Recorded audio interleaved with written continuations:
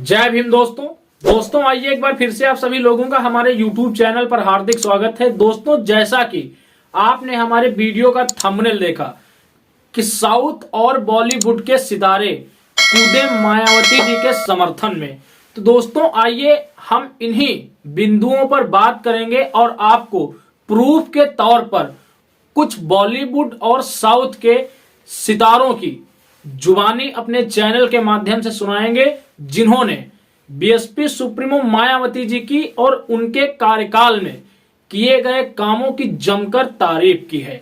दोस्तों, उससे पहले थोड़ा बात कर लेते हैं बहुजन समाज के उन गद्दारों की जो बसपा के शासन काल में फले फूले और काफी हदों तक तरक्की भी की है, लेकिन जब बसपा का इस देश में बुरा समय आया तो वो बसपा से दूर हटकर बसपा सुप्रीमो मायावती जी के ऊपर ये आरोप लगाने लगे कि बीएसपी सुप्रीमो मायावती जी अब अपने पद से भटक चुकी हैं। और तमाम लोग तो यहां तक कहते हैं कि बीएसपी सुप्रीमो मायावती जी ने मान्यवर कांशीराम साहब जी के मिशन को बेच दिया है। तो दोस्तों, हम चर्चा करेंगे विस्तार से और आज चर्चा प्रमाण के साथ होगी, लेकिन उससे पहले हम बॉलीवुड और साउथ के कुछ सितारों के वो बयान आपको दिखा देते हैं जो उन्होंने बीएसपी सुप्रीमो मायावती जी के तारीफ के कसीदे पढ़ते हुए गए हैं। तो आप सबसे पहले साउथ इंडस्ट्री के एक जाने माने सुपरस्टार पवन कल्याण जी का ये बयान सुनिए। उन्होंने इस बयान में बीएसपी सुप्रीमो जी के बारे में क्या कुछ कहा है, तो आइए पेश है पवन कल्याण जी का ये बयान सुने। And we took great pride in it. And today, somehow, destiny brought Behenji Mayawati ji and us together, and we are truly grateful for giving this opportunity to work with Behenji Mayawati. Yes, sir. And we will make sure everyone's vision in the country is to see Behenji Mayawati ji in the most highest position, the Prime Minister of India. We would like to see Behenji Mayawati as the Prime Minister of our country, and this is all our wish and her ardent. तो दोस्तों, आप लोगों ने सुना south industry के superstar पवन कल्याण जी का ये बयान। दोस्तों, उन्होंने अपनी बात इंग्लिश में बोली है, तो शायद हमारे कुछ लोगों को उनकी ये बातें समझ में ना आई हो। मैं आपको हिंदी में बताना चाहता हूं। उनकी ऐसी इच्छा है, वो अपने बयान में पवन कल्याण जी ऐसा बोल रहे हैं कि हमारी ऐसी इच्छा है कि बीएसपी सुप्रीमो मायावती जी आने वाले समय में देश की प्राइम मिनिस्टर बने, मतलब प्रधानमंत्री बने। दोस्तों, ये तो रहा पवन कल्याण जी का स्टेटमेंट। अब हम आपको सुनाते हैं बॉलीवुड के एक दिग्गज कलाकार शत्रुघ्न सिन्हा जी का बयान, जो कि पुराना बयान है और इस समय भी सोशल मीडिया पर ट्रेंड कर रहा है। मैं उसे भी आपको सुनाना चाहूंगा। आप सुनिए शत्रुघ्न सिन्हा जी का वो बयान। तो खासकर कांशीराम जी का मैं इतना करता रहा, मुझे बहुत मानते भी थे।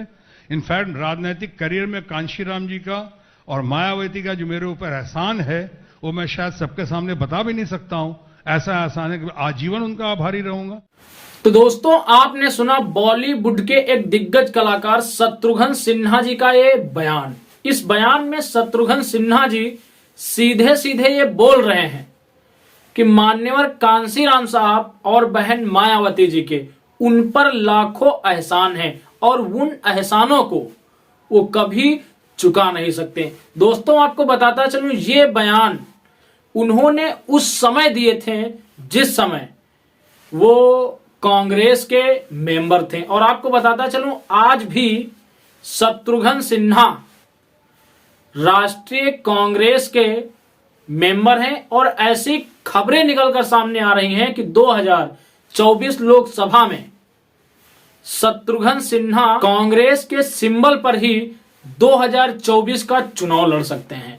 दोस्तों, सोशल मीडिया पर ऐसी भी खबरें चल रही थी कि शत्रुघ्न सिन्हा जी का यह बयान भले ही पुराना है, लेकिन उनके रग रग में आज भी बसपा बसती है।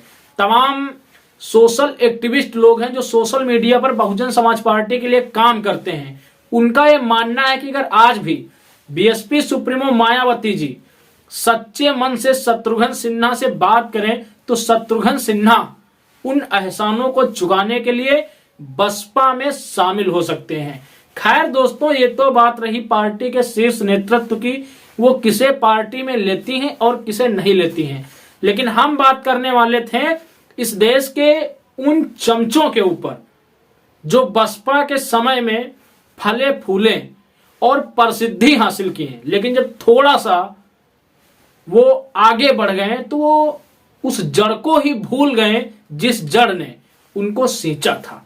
सीधा सीधा कहने का मतलब है कि वो बहुजन समाज पार्टी को ही भूल गए और जाकर के अन्य दलों में सत्ता की मलाई का आस्वादन करने लगे। दोस्तों, जब 2022 का विधानसभा चुनाव हुआ था और उस चुनाव में बहुजन समाज पार्टी के एकमात्र विधायक जीते थे उमा शंकर सिंह जी, और उनको ये जीत रसना विधानसभा से मिली थी। तो जब विधानसभा सत्र की पहली बैठक हुई थी तो उस बैठक में जब उमा शंकर सिंह जी का नंबर आया था अपना स्टेटमेंट देने का, अपनी बात रखने का, तो जब वो खड़े हुए थे तो ऐसा बताया जाता है कि इस देश के बहुत से चमचे नेता उनका मजाक उड़ाने के लिए उन पर हंसे थे।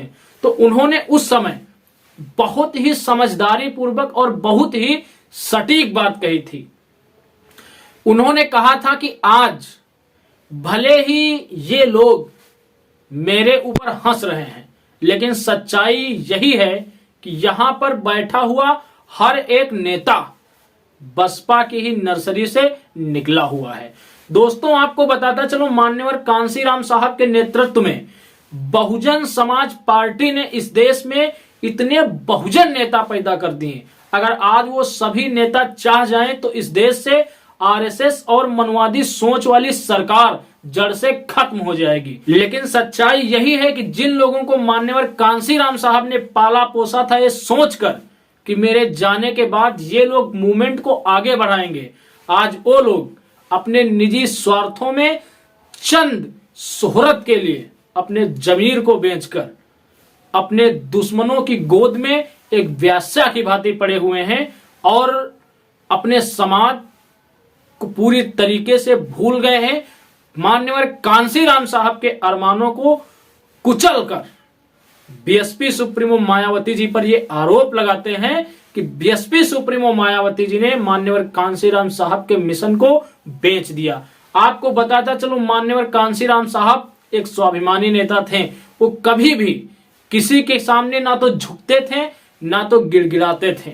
लेकिन आज हमारे देश में कुछ ऐसे लोग हैं जो ये दावा करते हैं कि वो मान्यवर कांशीराम साहब के वंश के हैं, ये दावा करते हैं कि वो मान्यवर कांशीराम साहब की बताई हुई रास्तों पर चलते हैं, लेकिन जब चुनाव आता है तो राजनीतिक स्वार्थों का सुख भोगने के लिए वो लोग 1 या 2 सीटों के लिए दुश्मनों के आगे जाकर के गिड़गिड़ा देते हैं। तो दोस्तों, मैं ज्यादा कुछ नहीं कहूंगा, लेकिन इस देश के चमचों से इतना जरूर कहूंगा कि आप जो कर रहे हो वो कीजिए, लेकिन बीएसपी सुप्रीमो मायावती जी के नाम को इस तरीके से आप बदनाम मत कीजिए, क्योंकि बीएसपी सुप्रीमो मायावती ही इस देश में दलितों की और बहुजनों की एकमात्र हितैषी नेता हैं, जो इस देश में शासन और सरकार होने पर संविधान के द्वारा राज चलाकर इस देश के बहुजनों का कल्याण और उत्थान करती हैं।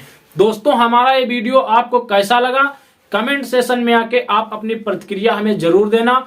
हम मिलेंगे एक अगले वीडियो में एक अगले मुद्दे के साथ। आपसे इतना कहेंगे कि अगर अभी तक आपने हमारे चैनल को सब्सक्राइब नहीं किया है तो कृपया हमारे चैनल को सब्सक्राइब करें